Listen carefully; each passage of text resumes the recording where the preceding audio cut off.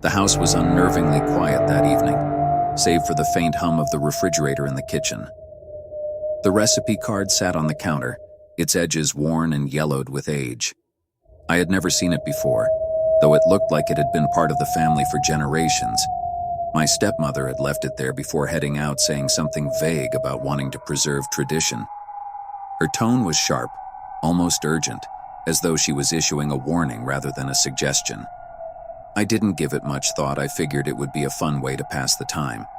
The ingredients were simple: flour, sugar, eggs, butter, and a pinch of an unusual spice I couldn't pronounce.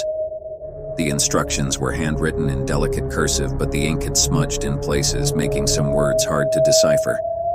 I squinted at the final line: "Add your own touch to complete the recipe."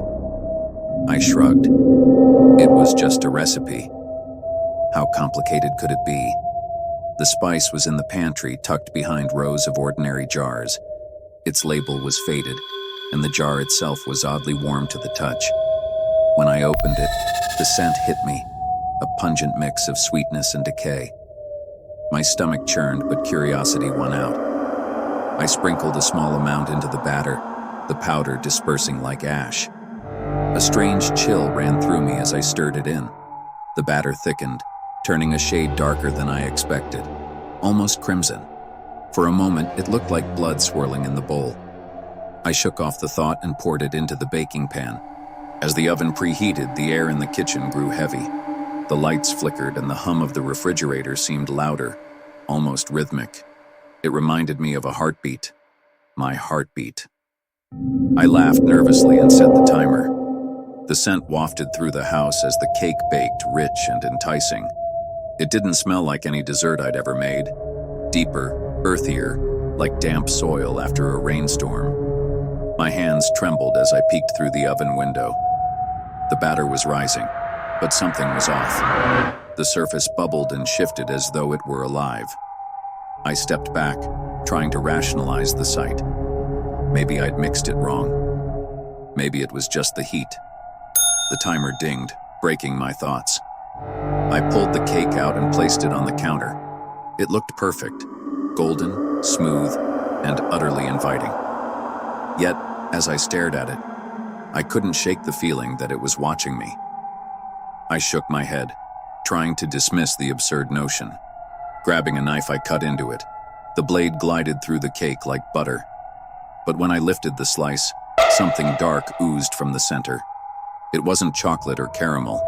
It was thicker, almost tar-like, and it smelled faintly of iron. My stomach lurched and I dropped the slice onto the plate. The substance spread slowly, pooling like a shadow. I grabbed a towel to clean it up, but the liquid soaked into the fabric instantly, leaving no trace. I stared at my hands. They were clean, but they felt wrong, like they didn't belong to me anymore. The air grew colder. The lights dimmed until the room was bathed in an eerie half-darkness. The shadows on the walls stretched and twisted, shapes forming that didn't match the objects in the room. I turned toward the recipe card, hoping for some explanation.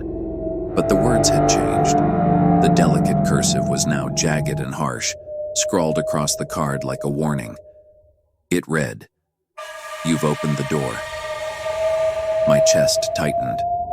I grabbed the card and flipped it over, hoping to find something, anything that made sense. Instead, I found a crude drawing of a figure with hollow eyes and elongated fingers. Below it, the words, "It knows." The lights went out. The kitchen plunged into darkness.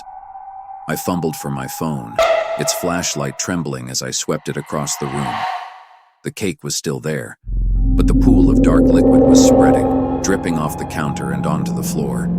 The drops didn't splatter like normal liquids. They moved, slithering toward me. I stumbled back, slipping on the damp tile, my phone skittering out of reach. In the dim light, I saw them, figures rising from the darkness. They were humanoid, but wrong, their limbs too long, their movements jerky. Their faces were featureless except for deep-set hollows where their eyes should have been. They surrounded the cake, their heads tilting in unison as if studying it.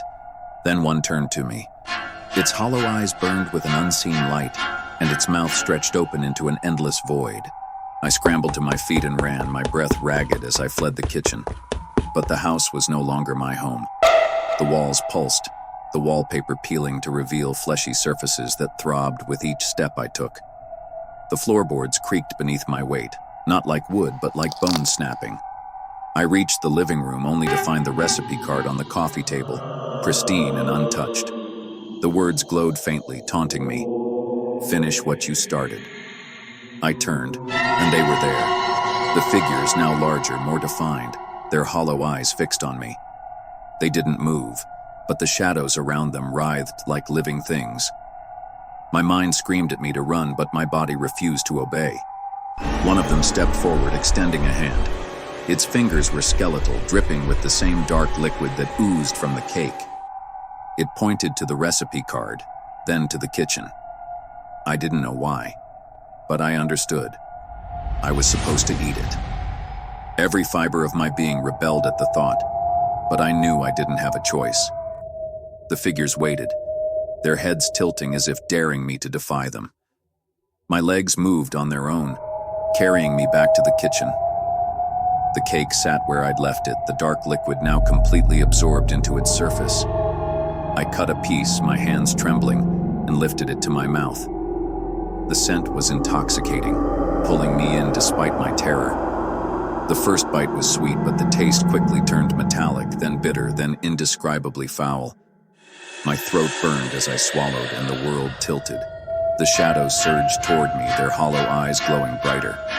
I collapsed to the floor, my vision fading. The last thing I saw was the recipe card, its words shifting one final time. "Welcome to the family."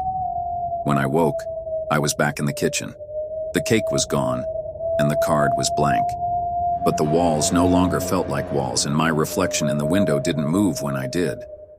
I wasn't alone. I was never alone. And I knew the next time someone found that recipe, I'd be there, waiting.